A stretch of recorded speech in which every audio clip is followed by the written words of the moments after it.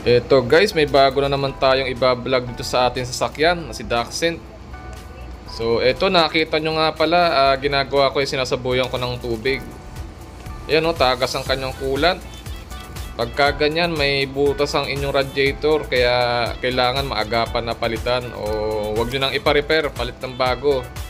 Kaya ang ating gagawin ngayon ay magpapalit ako ng radiator. So simulan na natin. At ito na nga guys, umorder na ako sa Lazada. Bali, napakabilis ng ship. Isang araw lang dumating na agad. Yan, Evercool ang kanyang brand. Maganda ang mga review kaya in-order ko na. Bali, nasa 3,000 lang to. Napakamura kumpara sa ibang radiator na 8,000, 5,000. Kaya ngayon, masusubukan natin to. Unbox na natin at isasalpak na natin bukas.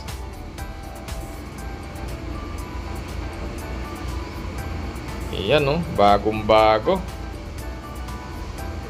Yun.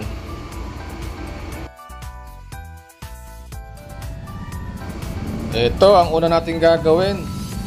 Baklasin natin tong mga tornilyo dito sa ibabaw ng bumper para makalas natin tong bumper. At ito yung sa gilid. Ito nga pala, quick release na yung ginawa ko dito. Bali pipindutin. Tsaka yan, yung fender sa ilalim. Yung tornilyo, tatanggalin. At ayun, pagkatanggal ng mga tornilyo, pwede nang kalasin tong bumper. Napakadali lang. Kaya sa mga gusto mag DIY, sundan nyo lang tong video na to. Kayang-kaya nyo rin, kasi mag-labor pa tayo.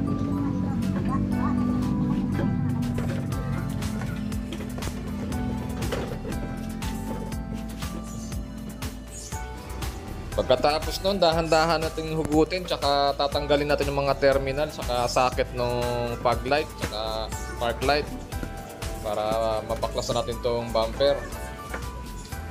Napaka basic lang.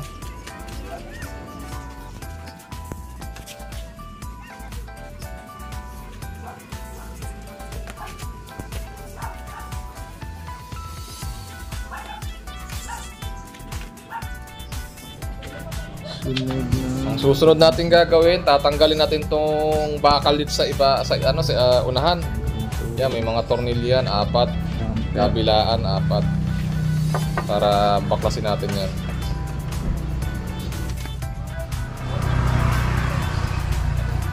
After natin mabaklas, ayan, kitang-kita oh. Ito naman, babaklasin natin tong bali parang damper nya sa ibabaw. Para mahugot naman natin yung radiator. Pagkabaklas natin yung damper sa ibabaw, ito namang hose. Bali may clamp yan na napakalaki. 2 lang yan na malaking babaklasin natin. Kaya kailangan nyo dyan ng vice grip para makalas. Yan o. Tapos kailangan pala natin ng coolant. Dahil magbabawas to ng coolant, matatapon. Yan, bali ipatong nyo lang ng ganyan tong condenser para hindi nyo nakakalasin dahil may freon yan, tatapon. So yan, pagka nakaawang na ng ganyan, pwede na natin mahugot yung radiator. Baklas yan, no? Baklas na rin yung mga ibabaw. Madali na yan pagka nakaganyan na. Patong lang yung condenser.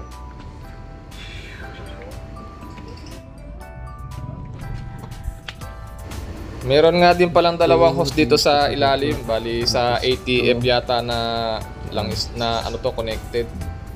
Bali hugutin nyo rin yan para mabaklas ng radiator. Yan o, nabaklasan natin yung hose na malaki na 2. Ayan, madali na natin makukuha to. So ayun, ganun lang. Pagka hugot na lahat ng mga hose, pwede na makuha yung buong radiator kasama pa yung pan. Dahil assembly sila eh. Yan, napaka basic lang. Mga plug and play lang siya. Hindi kayo mahihirapan. Basta may gamit kayo. Ayan o, kita nyo naman, may tama na talaga yung luma. Yan, hugutin yung terminal ng radiator pan. At ito na, ikakabit na natin ang ating pangmalakasang radiator na bagong bili sa Lazada. Evercool, baka naman. Yun o, bagong brand new. Napakalinis. Kaya huwag natin patagalin pa, i-fast forward natin para mabilis ang trabaho. At ito lang medyo naging problema ko, pero madali lang naman gawa ng paraan. Yan, malaki yung pinakadulo nung saksakan ng hose kasya dito sa luma. Kaya yan, medyo luwagan nyo na lang dahil masikip pa, kailangan lawayan. After that, ayan, kung ano lang yung binaklas nyo, ganun lang din ikakabit. Yung hose sa taas, tsaka dito sa baba. Yan, napaka basic lang. Kabit nyo lang yung mga hose na pinagkakabit nyo. After nun, yan, matetesting na natin. Bali, ang sunod na gagawin, ito, magbi-bleed tayo ng coolant. Kaya dapat may reserva kayong coolant dyan, mga 4 liters. Yan, open nyo lang na matagal yung sakyan para mag-circulate yung coolant. Tapos yan, higpitan na rin yung mga tornilyo para siguradong walang alog-alog. Bali, tapos na natin lahat. Naka-bleed na rin to, nagsisirculate na yung coolant. Okay na rin yung mga tornilyo tsaka bumper, nakapit na natin. Sa mga gusto mag-DIY, try nyo lang, wala nang mawawala. Bali, destructive in yourself ang mangyayari pagka nasira nyo. Bali, pag ganon, takbo na kayo sa mekaniko para humingi ng saklolo.